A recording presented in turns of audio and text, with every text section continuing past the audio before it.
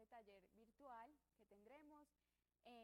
Esperamos que les haya ido súper bien en el taller pasado de juego y experimentación. Hoy los invitamos a que estén muy presentes, que nos envíen por el chat sus nombres, las instituciones donde van a estar. Nosotros vamos a estar permanentemente leyéndolos, sus comentarios, sus preguntas, porque hoy vamos a estar hablando justamente de las preguntas y la conversación en la construcción de conocimiento. Entonces esperamos que tengan roles muy activos. Yo voy a estar acá con sus chats y pues les quiero presentar de una vez a la persona que nos va a acompañar hoy, que ella es Ana María Jaramillo.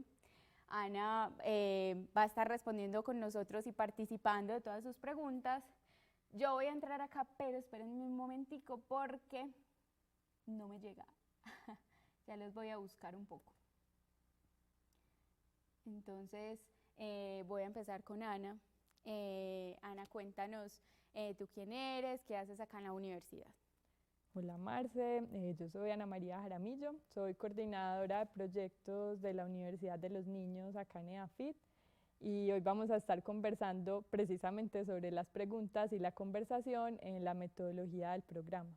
Okay. Voy a estar recibiendo sus preguntas, si no es por chat. Ana María, que es una de las personas, otra Ana María, que es otra de las personas que ustedes no ven que está acá detrás de todas estas pantallas, también me puede ir diciendo sus preguntas, las que ella vaya encontrando en el chat, y vamos a hacer un primer experimento sobre un tipo de preguntas. ¿Estás lista? Creo que para sí. hacer esto? Bueno, entonces yo necesito que Ana María, la que está detrás de pantallas, me vaya diciendo sus preguntas y todo lo que se les ocurra. Bueno, vas a adivinar. Tenemos unos científicos. Ok. Tenemos unos científicos que tú vas a pensar con algunas indicaciones que yo te dé. Vas a adivinar quiénes son. Entonces te hago preguntas. Vas a hacerme preguntas. Te voy a dar una sola pista porque, cierto, muy complicado. Ok. Bueno, la primera pista de este científico es que es un hombre. Listo, eso creo que es demasiada pista. Es un hombre. Ajá. Es colombiano. Es colombiano, sí, es colombiano. Es un hombre colombiano, Es un hombre científico. colombiano, sí. Es de las ciencias sociales. No, no es de las ciencias sociales. Vive en Colombia. No, no vive en Colombia, no. Creo que vivió en un tiempo grande, vivió un tiempo grande en Colombia, pero ya no vive en Colombia. Entonces es matemático. Usa las matemáticas, sí, pero no es matemático. Es médico. Es médico, sí. Es médico, ahí le estás atinando. Y trabaja con vacunas. No, no trabaja con vacunas. Puedes pedir una ayuda adicional, solamente tengo acá guardadas otra pista.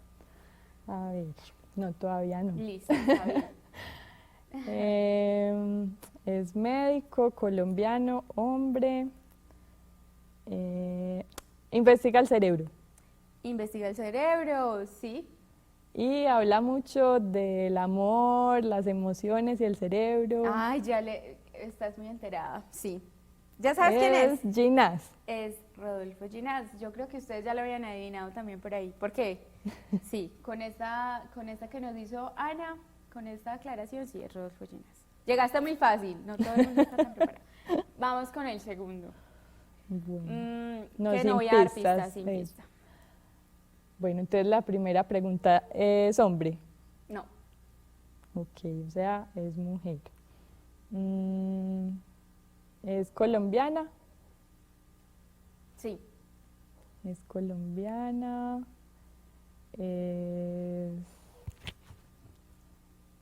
Es matemática. No, pero yo creo que usa las matemáticas. Pero no, no es matemática.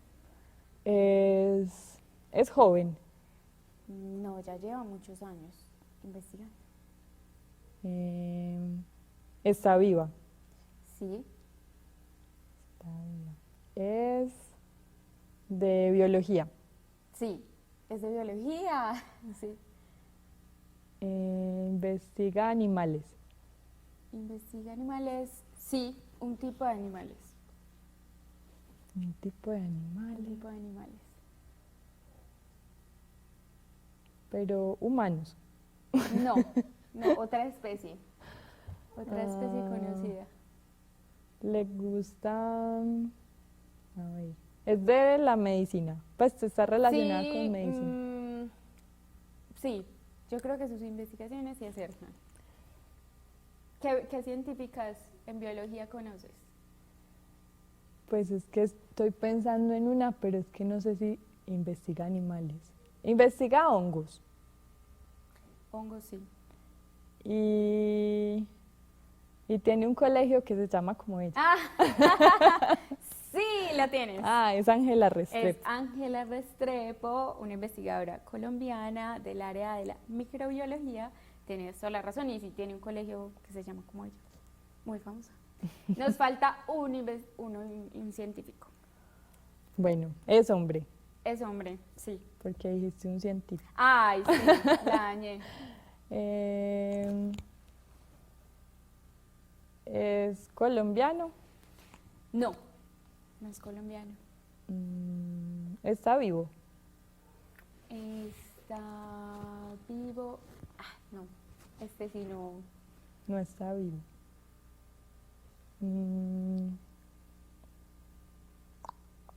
Y es de hace mucho tiempo. Es de hace mucho tiempo. Hace un montón de años.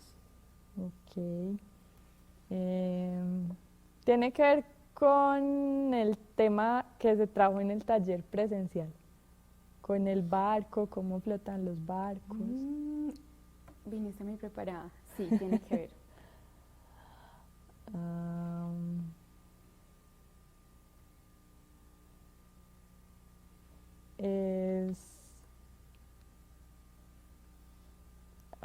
Hizo experimentos o hacía experimentos con agua. Sí, sí, porque si él investigaba los barcos, indispensable, tenía que averiguar sobre el agua. Y es el de una historia, de una bañera. Es el de una historia de una bañera. Sí, ya tienes la respuesta. ¿Cómo se llama? Arquímedes. Es Arquímedes, lo lograste. Vamos a ver en pantalla en este momento, entonces, como ya los descubrimos, vamos a ir viendo en pantalla esos científicos que ya me imagino que tú tienes más o menos en tu cabeza quiénes son. Recuerden que vamos a estar recibiendo sus preguntas y también sus nombres, de qué institución participan. Ana me va a estar diciendo por este audífono todas las cosas que ustedes nos vayan contando. Y pues la pregunta que les tenemos a ustedes y a Ana, que no nos tiene que contestar ahora, es ¿qué tipo de preguntas acabamos de hacer? ¿Qué características tienen? En este juego que hicimos Ana y yo de adivinanzas, ¿qué características tenían esas preguntas? ¿Cierto? Y cómo las construimos un poco. Queremos que ustedes nos vayan contando si identifican alguna característica ahí. Okay. Por lo pronto, lo que vamos a hacer es que vamos a ver, ya que dijiste Arquímedes y que en el taller de juego y experimentación vimos un poco de cómo flota un barco, vamos a ver un video en este momento para descubrir un poco, para ver un experimento y ver cómo es que es la ciencia de los barcos en el agua. Súper.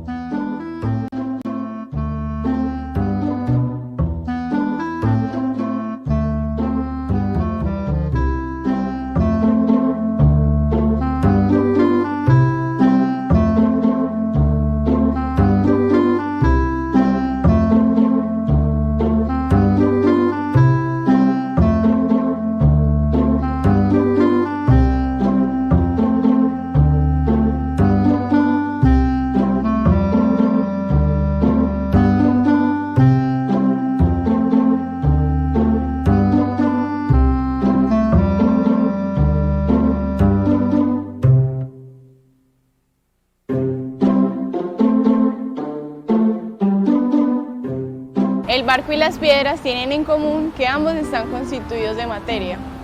Como son sólidos, las partículas están muy juntas. En el caso de los líquidos, estas partículas están más separadas y por eso es que en líquidos como el agua permiten la entrada de sólidos que los atraviesen. En el caso del experimento tienen en común que los dos tienen el mismo peso.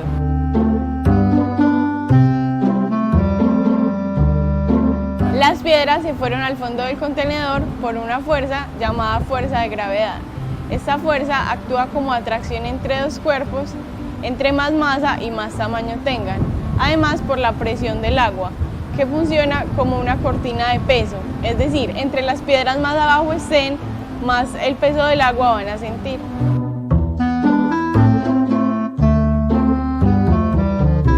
El barco quedó flotando en la superficie debido a una fuerza llamada fuerza de flotación.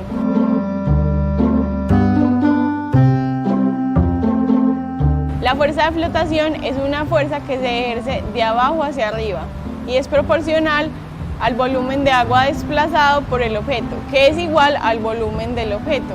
Eso lo descubrió Arquímedes hace muchos años. Mientras que hay una fuerza que tira los objetos hacia abajo, que es la fuerza de gravedad, hay una fuerza que los hace emerger, que es la fuerza de flotación. Si la fuerza de flotación es mayor al peso del objeto, el objeto va a emerger, como en el caso del barco. En el caso de que el peso sea mayor, el objeto se va a sumergir, como en el caso de las piedras.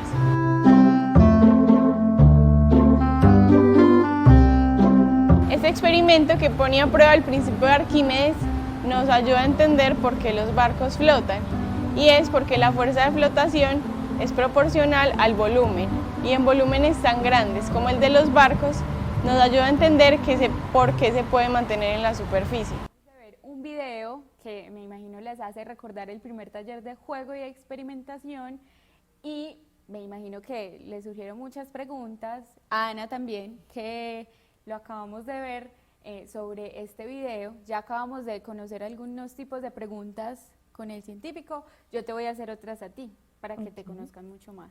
Primero, tú, ¿qué haces en la Universidad de los Niños? ¿Cuáles son tus áreas de interés ahí? Bueno, yo soy coordinadora de proyectos. Eso quiere decir que formulo propuestas para instituciones que están interesadas en trabajar bajo la metodología de la Universidad de los Niños. A mí me gusta mucho ese trabajo porque puedo conocer personas muy diferentes y trabajar en áreas del conocimiento diversas, pero también tengo un interés muy grande por la literatura. Me gusta mucho leer, escribir, pues es ya algo como más desde lo personal. Y ahí te haces muchas preguntas. ¿En la pues literatura? En mi trabajo sí, y bueno, al escribir pues también, ¿cierto? Pero sobre todo pues creo que en mi trabajo todo el tiempo me tengo que estar haciendo preguntas de muchos tipos, pues por los contenidos de los talleres a uno le surgen preguntas sobre las temáticas en sí de ciencia que trabajamos, pero también todo el tiempo para hacer mi trabajo tengo que preguntarme sobre temas logísticos, administrativos, legales, cómo puede ser mejor un proyecto, cómo hacerlo más sostenible, cómo hacer que funcione el presupuesto, la ejecución. Y las preguntas que te haces, ¿las puedes responder siempre con un sí y con un no, o otras son de otro tipo de respuestas? Pues a ver, hay unas que sí, pues son preguntas de sí o no, pero la mayoría implican buscar más información, no sé, averiguar cosas, y algunas también dependen de lo que una persona considere que es la respuesta. Pues hay unas que no tienen una única respuesta, sino que dependen de, digamos, como de la opinión de alguien, son más subjetivas. Son más subjetivas. Y por ejemplo, sobre este video que acabamos de ver, sobre el experimento de cómo flota un barco, ¿te quedaron algunas preguntas rondando en tu cabeza? Sí, me quedé pensando en algo, y es que pues el principio de Arquímedes dice que si uno sumerge algo en el agua, eso desplaza agua, pues si desplaza un volumen de agua que es proporcional al volumen que tenga ese objeto.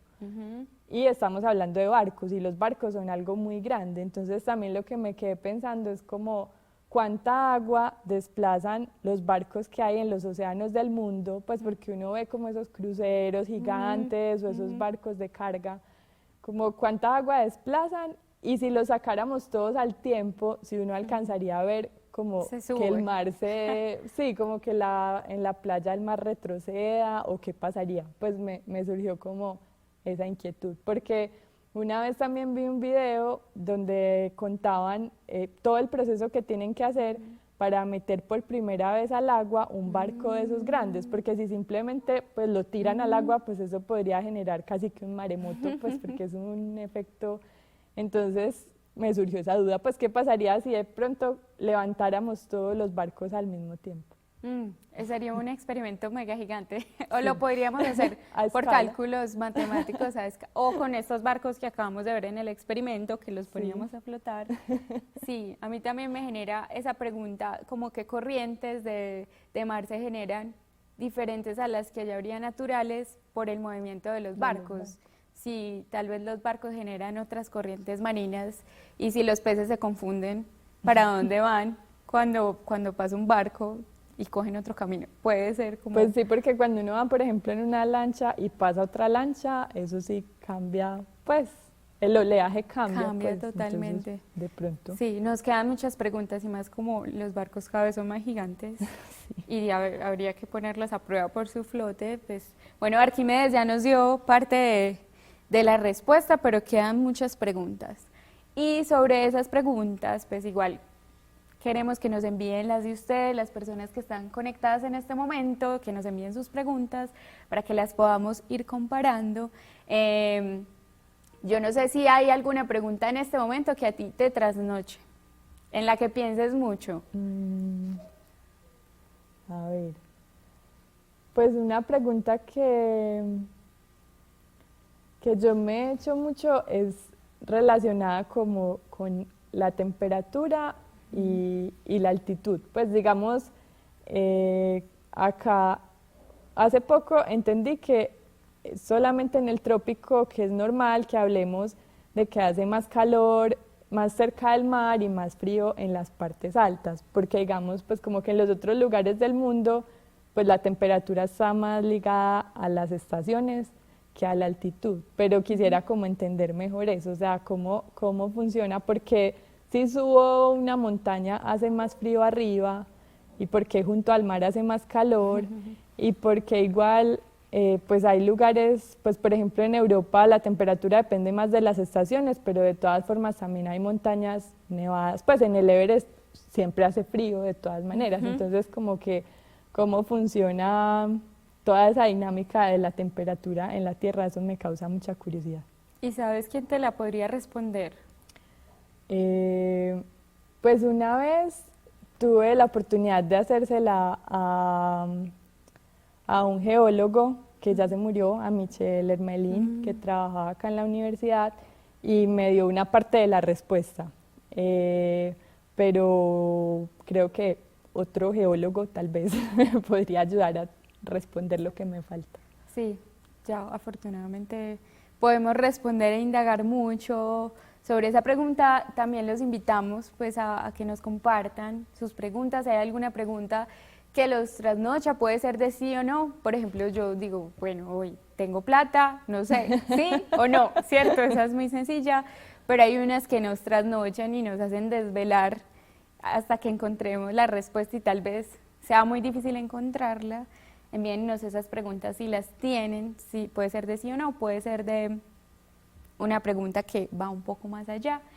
En este momento queremos conversar, a ver, yo miro si hay por acá, queremos conversar sobre esas preguntas. Hagamos como una recapitulación de las preguntas que hemos visto.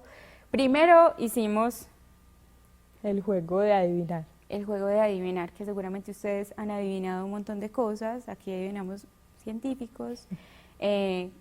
¿Cómo eran esos tipos de preguntas? Ah, bueno, acá Ana María nos cuenta también que su pregunta es ¿por qué el mar es azul? Yo creo que esa pregunta sería muy difícil de responder con sí o con un no. Sí, esa misma pregunta me la hizo mi sobrina Violeta hace como 1 o 2 semanas. Me preguntó por qué el mar es azul y también estuvimos hablando de que no siempre es azul, pues en unas partes es verde, en otras azul, en otras es más café y también hay lugares donde uno mira, uno ve un color en el mar y hay un punto, una línea donde el color cambia por completo. Entonces, esa es una buena pregunta. Yo tampoco tengo la respuesta completa. Yo tampoco. La verdad, creo que no me lo había preguntado. Pero en estos días que vi que había mar rojo y dije, no, qué color tan feo, menos mal es azul. Pero por esas preguntas podemos imaginarnos muchas cosas. Yo creo que, por ejemplo, una pregunta que yo me hago es por qué tenemos como fenotipos diferentes, pues como de dónde vienen nuestros fenotipos, como por qué las personas de Asia son así, por qué las de Latinoamérica son así, por qué los europeos son así, pues de dónde vienen nuestros rasgos. ¿Y por qué son similares? ¿Y por qué son similares por qué somos similares como en una zona o una región? ¿Por qué podemos adivinar que tú eres de allá y no de allá? Pues eso es como un poco raro para mí. Sí. Y cómo eso define pues tantas cosas en la vida, me impresiona. Mi sobrina también me preguntó por qué el mar era azul y por qué el cielo era azul y por qué si el cielo se veía azul, el aire no. La verdad, no le supe responder. No le supimos responder, sí. Todavía estamos en el proceso de encontrar la respuesta. Bueno, hay muchos tipos de preguntas y hoy justamente ya abordamos en el taller presencial el juego y la experimentación, que son 2 principios de la Universidad de los Niños.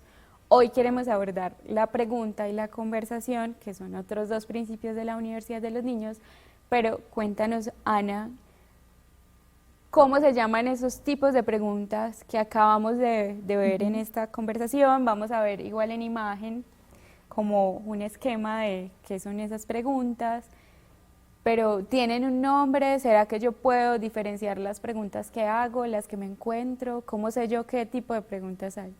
Bueno, nosotros en la Universidad de los Niños partimos de una clasificación que hizo Gadamer. En esa clasificación él propone 3 tipos de preguntas. Él habla de preguntas evaluativas, que serían las preguntas que usamos en el juego para adivinar al científico. ¿Qué son las preguntas evaluativas? Son preguntas que tienen una respuesta exacta. Es decir, cuando yo te pregunto si ese científico es hombre, tú me dices sí o no y solo hay una respuesta correcta en ese caso. O si te pregunto si es de Colombia, ¿cierto? A veces puede que esa respuesta no sea tan puntual, sino que implique pues un poco más de explicación, pero no deja de ser una respuesta que es correcta o incorrecta. Ese tipo de preguntas Gadamer las llama evaluativas y son preguntas que tradicionalmente se han usado mucho en la escuela, ¿cierto? A nosotros cuando estábamos en el colegio nos tocó mucho que nos hicieran exámenes con ese tipo de preguntas, pues ¿quién es el presidente de Colombia? ¿De qué año es la Constitución colombiana? ¿Qué tipo de animal es este? No sé, pues preguntas para las que había que memorizar una respuesta. Esas son entonces el tipo de preguntas que Gadamer llama evaluativas. Hay otro tipo de preguntas más como las que usamos en el día a día, cuando nos encontramos con las personas o cuando tú me preguntabas qué me gusta, qué hago en la Universidad de los Niños. Son preguntas que si tú me lo preguntas a mí, yo te doy una respuesta y esa respuesta es correcta. Pero si yo te lo pregunto a ti, tú me vas a dar una respuesta diferente y no quiere decir que sea incorrecta. Sigue siendo correcta, pero no es la misma. Entonces, ese tipo de preguntas Gadamer las llama preguntas retóricas y son las preguntas como de la vida cotidiana y que dependen de quién, la respuesta depende de quién responde. Son preguntas que tienen una respuesta subjetiva. Si yo te pregunto si te gusta el café, pueden ser preguntas de sí o no, pero unas veces la respuesta será sí, otras veces será no, ¿cierto? O por ejemplo, ¿dónde queda la cafetería? Pues como que si la pregunto acá en la universidad, queda en una parte, si la pregunto queda en otro lado. Exacto, como que son preguntas que pueden tener respuestas diversas, pero no por eso hay unas correctas y otras incorrectas, sino que tiene muchas posibilidades de respuestas correctas. Y hay otro tipo de preguntas, y digamos que esas preguntas no han sido tan comunes en el aula, porque tradicionalmente, pues eso ha ido cambiando, pero tradicionalmente el aula de clase no era un espacio como para conocernos y conversar. Entonces, digamos que esas preguntas en una época pues estaban como un poco por fuera de la escuela. Y por último, él habla de las preguntas genuinas y define las preguntas genuinas, pues digamos que serían esas preguntas que uno se hace por curiosidad, después de analizar una situación y conectarla con otras cosas que uno sabe. Entonces surgen preguntas que no es fácil responder, que yo no respondo de inmediato, sino que necesito buscar más información, necesito analizar esa información, preguntarle a otros. Ahí hablamos de preguntas genuinas. Bueno. Serían, por ejemplo, las preguntas que nos hicimos con el experimento. Por aquí nos han llegado algunas Okay. que tú nos puedes ayudar a definir si son preguntas evaluativas, si son retóricas o si son genuinas. Vamos a ver las que nos aparecen acá. Ana María nos dice, ¿cuál es la profesión de Ana María Jaramillo? Digamos que ahí, pues dependiendo como en qué contexto, uno podría decir que esa pregunta es retórica o es evaluativa, ¿cierto? Si yo te estoy como poniendo a prueba a ti para ver si tú recuerdas cuál es mi profesión, pues yo diría que es una pregunta evaluativa, porque es Ana María Jaramillo, pues refiriéndose a mí, solo tiene una profesión. ¿Cuál es para salir? Soy ingeniera de diseño. Pero si ya la hiciéramos más genérica, ¿cierto? Si la hacemos pues más en un contexto como de conversación informal y tú me preguntas cuál es mi profesión, pues yo te voy a dar una respuesta, pero si yo te pregunto a ti, tú me vas a dar otra respuesta diferente. Entonces, ahí sería una pregunta retórica. Una pregunta retórica. Vamos a ver otra más. Sara dice, ¿el material de los barcos influye en su capacidad para flotar? Bueno, esa es una pregunta genuina muy interesante. Yo no soy una experta en barcos, pero en la Universidad de los Niños pues hemos vivido este taller varias veces y lo que he aprendido ahí pues de los profes es que el material sí influye, o sea, en lo que influye es que lo que hay que lograr, según lo veíamos en el experimento y nos explicaba pues digamos como la experta que estaba ahí en el video, para que un barco flote necesitamos que su volumen sea tan grande que pueda desplazar mucha agua y que esa agua pese más que lo que pesa el barco. Entonces, mientras más pesado sea el barco, mayor tiene que ser su volumen. Entonces, pues yo supongo que si el barco es metálico, pues tiene que desplazar mucha más agua que si es, por ejemplo, de madera, porque pues yo pensaría que la madera es menos densa, suele ser menos densa que el metal, entonces sí influye. Sí, influye. Igual está muy interesante la pregunta porque nos invita como a experimentar, a ver si, porque la pregunta sería, bueno, ¿sí influye o no influye? Vamos a probar a ver qué pasa. Sí, habría que experimentar y creo que pues habría muchas variables ahí. O sea, es una pregunta genuina también porque no es tan fácil, a pesar de que es una pregunta de sí o no, no es tan fácil decir sí o decir no, pues hay que tener en cuenta muchas variables, la forma del barco, el material, pues digamos como la diversidad que hay dentro del material, cómo se use, no sé, cómo se fabrique. Bueno, vamos a ver otra por acá. María Fernanda Estacio dice, ¿por qué se genera tanta presión entre más profundo se esté en el agua? Ah, esa pregunta es muy chévere. Esa también es una pregunta genuina porque tampoco es fácil darle una respuesta y no es una respuesta subjetiva, sino que es algo que hay que poner a prueba, experimentar. Nosotros, por ejemplo, en el taller del barco, hacíamos un experimento en el que los niños se ponían una bolsa de plástico en la mano y luego la sumergían en un platón con agua y veían qué pasaba con la bolsa. Pues pueden ensayarlo en sus casas y ver qué pasa para experimentar un poco esa presión que ejerce el agua. Pues vamos a dejar esa pregunta pendiente, pero esa es una pregunta genuina definitivamente y creo que vale la pena que le busquemos una respuesta en las próximas semanas. Bueno, hay muchas más. Felipe dice, ¿cómo hacen los buzos para sumergirse? ¿Qué hará posible que puedan bajar y subir cuando ellos quieran? Bueno, ahí también tenemos más preguntas genuinas. Quienes han hecho cursos de buceo creo que tendrán algunas pistas para darnos, pero digamos que todas estas preguntas que nos implican pues hacernos otras preguntas también, buscar diferentes variables, experimentar, preguntarle a otros, finalmente es lo que Gadamer llama preguntas genuinas. Y son también las preguntas a partir de las cuales en la Universidad de los Niños diseñamos nuestros talleres. Y a la vez son las preguntas que esperamos que surjan en los talleres, es las preguntas que nos gusta que los niños se hagan durante las actividades. Pero ahora que estábamos hablando de los tipos de preguntas, pues digamos que aunque sean tan distintas, no quiere decir que solo unas de ellas sean buenas o importantes. Pues realmente si pensamos como en el aula de clase, todas estas preguntas son valiosas, ¿cierto? Porque las preguntas evaluativas, si bien a veces abusamos de ellas y a veces desde la enseñanza hemos querido pues como que todo sea una pregunta evaluativa que el profesor lanza y para la que ya hay una respuesta que el estudiante tiene que saber, pues digamos que basar todo en ese tipo de preguntas no tiene sentido. Pero al mismo tiempo hay cosas que tienen una respuesta única y que uno necesita saber, ¿cierto? Para todos en nuestra vida cotidiana es importante saber pues algunas cuestiones como, no sé, quién es el alcalde de la ciudad donde vivimos, ¿cierto? O cuál es la capital del país donde vivimos. Pues son cosas que finalmente son preguntas evaluativas que tienen una respuesta que necesitamos memorizar, pero que necesitamos memorizarla porque en nuestra vida cotidiana es de utilidad.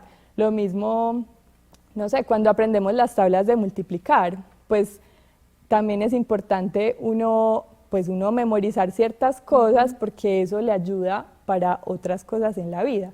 Pero es importante que en el aula no todo se vuelva preguntas evaluativas y de memoria y que tampoco ese tipo de preguntas se conviertan en algo que genere temor en los estudiantes porque todo el tiempo sienten que si les hacen una pregunta los están evaluando, ¿cierto?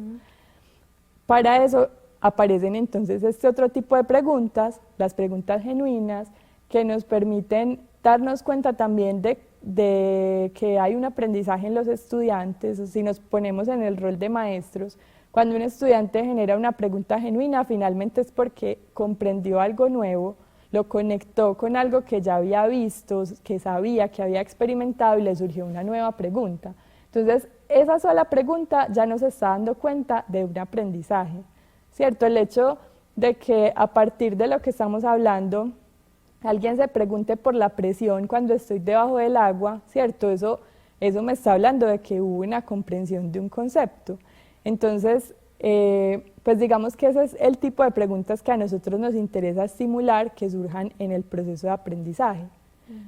Pero también las preguntas retóricas, esas que tienen que ver más con lo subjetivo, con conocer al otro, son muy importantes en un espacio de aprendizaje, porque pues es mucho más difícil ese proceso de enseñanza-aprendizaje si no nos conocemos, si yo no sé qué te gusta, qué te da miedo. ¿Cuál es mi nombre? ¿Cuál es tu nombre?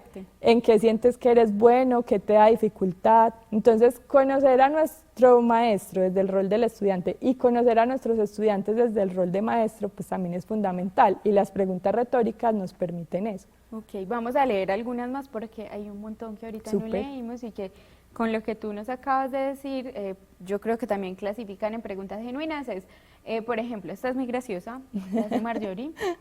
¿Por qué un barco flota y hay personas que no podemos flotar? Entonces también podemos comparar, ¿cierto? Mi papá es uno de los que no flotan. Yo tampoco Él se acuesta en la piscina y los pies yo tampoco. al fondo. Yo tampoco floto, lo confieso. A ver, que hay muchas más.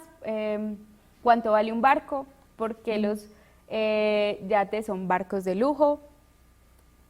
A ver, ¿cuál más hay acá? David, ¿hay preguntas científicas o lo científico es el enfoque con el que se aborda? Esa es una buena pregunta para pensar, muy filosófica. Esa está muy filosófica sobre este tema que estamos, pues porque igual finalmente cómo flota un barco lo podríamos resolver desde la ciencia, ¿cierto? Ajá. Arquímedes ya nos da como algunas respuestas. ¿Hay preguntas científicas? es una buena pregunta genuina para desarrollar. A ver, ¿cuál más hay por acá? Si buscamos, hay otra pregunta que dice Ana, que nos saca el tema de los barcos, pero por ejemplo, ¿cuál es el país más grande del mundo? Esa pregunta, por ejemplo, sí podríamos decir que es evaluativa, ¿cierto? Y que no me sé la respuesta. Pues si me ponen esa en un examen, me corchan. ¿Será China? Pero también puede ser lo que tú Bueno, decías también ahorita. ¿más grande en qué sentido? Eso, exacto, en extensión, en población, porque es una pregunta interesante, igual porque nos invitaría a pensar que hay países grandes y más pequeños. Pues Ajá. solamente ya la pregunta me pone a comparar una cosa con otra y es verdad, no solamente pues tengo que hacer una pregunta genuina. Pues lo que estás diciendo es interesante porque también es como aprovecho las preguntas que surgen en el aula, aunque no sean preguntas genuinas en principio, para ir más allá, ¿cierto? Si un chico me pregunta cuál es el país más grande, pues yo podría simplemente buscar cuál es y responder, ¿cierto? Pero ¿qué pasa si profundizo más? O sea, ¿qué pasa si me aprovecho de esa pregunta para hablar de por qué hay países grandes y pequeños, cómo se definen los límites de un país? Si al hablar de país grande estamos hablando de territorio, de población, de la relación entre población y territorio, ¿cierto? Como que por una pregunta muy simple en principio, yo puedo agarrarme de ahí para abordar todo un tema a partir de un interés de un estudiante. Exacto, bueno, no sé si ya apareció la imagen, el cuadro de resumen, que le pueden tomar un pantallazo o una foto porque es útil esta clasificación de preguntas, pero yo creo que una pregunta que todas las personas que trabajamos, pues que estamos en educación nos hacemos es, bueno, ¿qué dispositivos pedagógicos podemos usar para generar estas preguntas? Porque tú llegas a un salón de clase y dices, bueno, ¿qué preguntas genuinas tienen hoy? ¿Cierto? No creo que eso vaya a pasar. Entonces, ¿cómo detonamos las preguntas genuinas? Las evaluativas, las retóricas también no las hacemos todo el tiempo y las genuinas también no las hacemos constantemente, pero ¿cómo detonamos esas preguntas? Bueno, digamos que lo que dices es cierto. Cuando se intenta buscar preguntas así como de entrada, pues cuando a uno le dicen, ¿qué pregunta tienes? Creo que no hay algo que bloquee más que eso, porque pues uno se queda como en blanco total. Pero esos ejercicios que propusimos en el primer taller, o esos dos primeros principios pedagógicos de la Universidad de los Niños, que son el juego y la experimentación, son precisamente los que desde nuestra metodología empleamos como estímulos para generar preguntas. Cuando yo juego con los conceptos, los pongo en acción, cuando experimento con ellos, tengo la oportunidad pues como de vivirlos, ahí me surgen preguntas, pues casi que es inevitable que me surjan preguntas cuando estoy manipulando materiales, cuando estoy pues conociendo cosas nuevas, descubriendo cosas nuevas. Entonces yo creo que son esos estímulos los que permiten generar nuevas preguntas, pero también hay que saber, como lo decíamos ahorita, como pegarse de esas preguntas, ¿cierto? No esperar que va a surgir la gran pregunta, sino que de cualquier pregunta que sale, cualquier inquietud, cualquier participación que tienen los estudiantes en el aula, ¿cómo logro con eso ir tejiendo por medio de la conversación algo más para ir llevando cada vez a más preguntas, a más interrogantes, a más conceptos? Sí, y por ejemplo, otra pregunta que pasaría en el aula de clase es, si yo soy profesora de matemáticas, o bueno, tengo cualquier clase y digamos hoy voy a abordar las fracciones y digo, bueno, ¿qué preguntas se pueden generar de ahí? Porque igual, cierto, tengo que dar mi contenido de fracciones, es lo que nos interesa. ¿Cómo tomo yo? Pues, ¿hay alguna herramienta o alguna clave que tú nos puedas dar de en qué momento podemos hacer esas preguntas genuinas para que también nos sirvan en la conversación del tema que yo voy a trabajar? Bueno, algo importante es, a ver, hay dos cosas. Una es que los estímulos que yo prepare y que yo lleve al aula de clase, obviamente deben estar relacionados con mi intención, ¿cierto? Si mi intención es hablar de los polinizadores, pues yo no voy a llevar un experimento de los colores, ¿cierto? Entonces también es como, ¿cuál es el estímulo que yo llevo para iniciar ese ejercicio? Pero también algo que trabajamos en el taller presencial es por ejemplo, en el caso de un experimento, cómo dirigir un experimento. Un experimento yo diría que no es bueno o malo en sí, o sea, no es que ese experimento sea bueno o sea malo, sino que depende mucho de la manera como yo lo dirijo. Y una de las cosas es dar el espacio para generar hipótesis. Antes de hacer el experimento, preguntarme yo qué creo que va a pasar. En el taller presencial lo hicimos con los líquidos y los sólidos que teníamos, que hacíamos el experimento de ponerlos a flotar, pero antes de experimentar nos preguntábamos, bueno, desde lo que yo ya sé, desde lo que yo ya he vivido, no sé, cuando cocino, cuando me meto en una piscina, yo qué creo que va a pasar con esos líquidos y con esos sólidos, van a flotar, no van a flotar, cómo se van a organizar. Entonces, dar esos espacios para generar preguntas es muy importante, porque las preguntas tampoco surgen de inmediato, uno necesita tiempo. Y yo creo que también algo importante para que las preguntas surjan en el aula es perderle el miedo también como al silencio, porque a veces nos angustia, no sé, lanzar algo y que no haya ninguna respuesta, pero hay que dar tiempo, alguien me enseñaba como, no, cuando uno lanza una pregunta en el aula hay que contar mentalmente hasta 10 antes de empezar a hablar otra vez, porque la gente también está pensando, ¿cierto? Uno no es inmediato en sus respuestas. Entonces creo que es eso, por un lado, elegir mis estímulos de manera estratégica según lo que quiero trabajar. Por otro lado, también dar espacio para que las preguntas surjan, ¿cierto? Dar esos momentos de silencio, de análisis, tener trabajo individual, en subgrupos, en plenaria.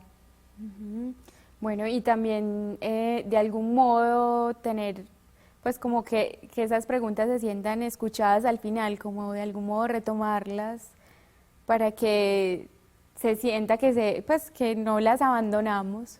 Ajá. Como tal vez poder hacer un cierre con esas preguntas en cada... Sí, eso es muy importante.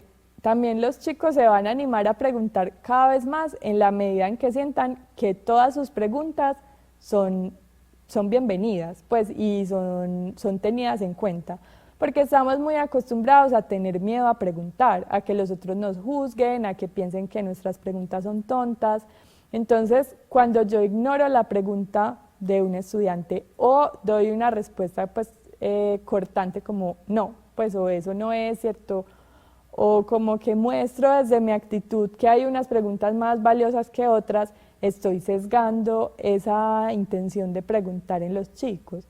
Entonces es importante esa capacidad, también es como la flexibilidad o esa capacidad en la conversación de tomar lo que aporta de manera positiva y también lo que está errado, pero igual puede aportar a la conversación, ¿cierto? Es como nuevamente lo que decíamos ahora, si una pregunta parece muy tonta, o tal vez no es, pues tal vez no sea la pregunta más profunda, tal vez se desvía un poco del tema, pero ¿cómo soy capaz yo de encontrar ese punto de conexión entre esa pregunta y el lugar hacia donde yo quiero ir, ¿cierto? Y cómo voy hilando con eso para que ese chico sienta que su pregunta, su comentario ayudó a avanzar en la clase, valió la pena, tuvo sentido. Sí, por ejemplo, en un taller de la Universidad de los Niños, el último que tuvimos con los más pequeños, hubo un momento en el que les dijimos qué preguntas tenían y una niña dijo, ¿por qué me crece el pelo? Y era un taller sobre la luna, o sea, dijimos como, no, esto no tiene nada que ver. Pero fue muy hábil, por ejemplo, ahí en ese momento que el investigador que teníamos, que es astrónomo, bueno, él dijo como, bueno, esa pregunta nos mueve un poco del tema, pero dijo, ¿será que a los astronautas les crece el pelo al mismo ritmo en el espacio que en la Tierra? Y no dijimos como, bueno, chao, pregunta siguiente. Entonces, porque no sabemos qué conexiones está pasando en su cabeza. Y pues bueno, la habilidad del lenguaje es una cosa que desarrollamos, entonces, bueno, puede ser interesante tomar cualquier punto de conexión, lo que tú nos dices. No sé si tengamos como algo más que desde la Universidad de los Niños podamos brindar o donde pueden consultar más información, qué otros dispositivos podemos tener para ir cerrando. Bueno, en la página de la Universidad de los Niños también pueden encontrar una revista que publicamos cada año. Esa revista se llama Catalejo y dentro de esa revista hay algunos artículos que se han escrito, pues que han escrito diferentes personas del programa o cercanas al programa relacionadas con las preguntas y la conversación en los procesos de aprendizaje. Pues creo que esos artículos pueden ser de utilidad. Y pues digamos que no, pues también es como la curiosidad y, o sea, creo que en este proceso hay algo que tú nombrabas y es ese tema como de la agilidad mental, pues de tener la respuesta oportuna en el momento oportuno. Yo creo que eso no es algo que sea fácil de desarrollar, creo que hay personas pues que son muy hábiles en eso, otras puede que nos cueste más, pero yo creo que es también como relajarse, pues creo que es muy clave para trabajar a partir de la pregunta y la conversación en el aula, sentirse tranquilo con que uno no tiene que tener todas las respuestas, ¿cierto? Totalmente. Ahorita nos hicieron preguntas súper difíciles y que nosotros no estamos en capacidad de responder, pero lo interesante era que las preguntas surgieran, entonces también es como, pues no tener miedo a decir, perfecto, esta pregunta está buenísima, no tenemos la respuesta acá y no tenemos cómo solucionarla en este momento, pero no sé, ¿qué tal si tenemos un espacio en el salón donde esas preguntas van quedando colgadas para el futuro? O tengo en mi agenda un espacio donde voy guardando esas preguntas para preparar clases futuras, o las comparto con otros profesores que pueden estar más interesados en abordar esas temáticas en su clase porque tal vez no tienen mucha relación con mi área del conocimiento. Entonces también es como esas estrategias para no desaprovechar esas preguntas y esa curiosidad que hay en los chicos, porque al final, si uno tiene una curiosidad genuina por algo, pues va a estar muy dispuesto en el proceso de aprendizaje y va a ser mucho más fácil aprenderlo que si siento que alguien me está forzando, me está diciendo qué es lo que tengo que aprender. Totalmente. Hay una última pregunta que yo creo que tú ya nos comentaste un poco y es, bueno, ¿cuáles son los elementos para tener una buena conversación? O no sé si pues como luego de abordar las preguntas, ¿qué elementos podríamos tener? Pues yo creo que es fundamental escuchar, pues realmente escuchar y tener curiosidad. O sea, yo creo que cuando uno conversa y la conversación fluye es porque uno tiene una curiosidad genuina por lo que el otro tiene para decir. Yo creo que una conversación no funciona cuando uno finge esa curiosidad, pues como voy a hacer de cuenta que me interesa lo que los niños me están diciendo. No, pues uno, creo que ahí es realmente darle un valor al otro, reconocer al otro como un interlocutor válido y ahí la conversación fluye, pues como también relajarse y sentir que es algo en doble vía, que pues disfrutarlo. Pues yo creo que lo más importante en una conversación es disfrutarla, más allá de que sea una conversación de clase, de pasillo, de restaurante, familiar, no sé, pero creo que las conversaciones fluyen cuando uno realmente las está disfrutando. Entonces creo que es eso, como darse la oportunidad de dejarse sorprender por las preguntas del otro y realmente escucharlas para que la conversación sí tenga un hilo, porque si no, pues vamos a estar como cada uno lanzando partes de conversación que no se conectan. Totalmente, sí, vamos a tener ahí como un ping-pong desconectado Sí. totalmente. Bueno, entonces vamos a cerrar contándoles cuál es el siguiente taller. No sé si Ana nos quiere hacer una invitación. Gracias por acompañarnos. Y a Ana, que les habíamos contado que es a la otra Ana, que estaba detrás de cámaras, sí. También muchas gracias. No sé si quieras decirnos algo más. Bueno, pues les dejo unos ejercicios que pueden ser interesantes para un poco entrenarse en esto de la conversación. Son ejercicios de improvisación teatral que hemos trabajado en la Universidad de los Niños y es, por ejemplo, uno de los ejercicios es en parejas intentar conversar a partir de preguntas. O sea, yo lanzo una pregunta y el otro me responde con una pregunta. Ese es un poco difícil. Y hay otros que es, yo te lanzo una pregunta y tú respondes sí, pero, ¿cierto? Y siempre hay como una excusa, algo que no deja, y yo te lanzo otra pregunta y vamos a ver qué es lo que pasa cuando hablamos así. Y por último, está otra versión en la que yo te lanzo una pregunta y tú me respondes sí y agregas algo, ¿cierto? Podemos hacer ese ejercicio y vamos a ver cuál es la diferencia entre las conversaciones que se dan en cada caso. Eso por un lado. Por otro lado, pues invitarlos, súper invitados al segundo taller presencial. Van a recibir la información concreta de los diferentes nodos que tenemos. Recuerden que tenemos un grupo en USME, otro en Rafael Uribe Uribe y 2 grupos en el Centro de Innovación.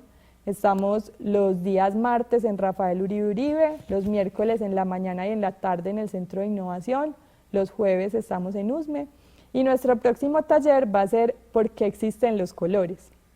Vamos a hablar de estrategias en torno a la física, la luz, las ondas, vamos a vivir juegos, experimentos, entonces están súper invitados al taller presencial y al taller virtual con el que vamos a complementar esa pregunta. Y también pues les tenemos un reto para completar este primer taller virtual que creo que va a aparecer en pantalla. Va a aparecer en pantalla y pues nada, los invitamos a que lo exploren, igual son nuevas formas de abordar la pregunta y la conversación en sus aulas. Voy a leerlo igual para que lo tengamos, aunque les aparece reto, selecciona un tema de clase. Crea una actividad de 20 minutos que despierte preguntas genuinas en tus estudiantes. Ya Ana nos dijo algunas actividades de improvisación y desde el teatro que podemos buscar.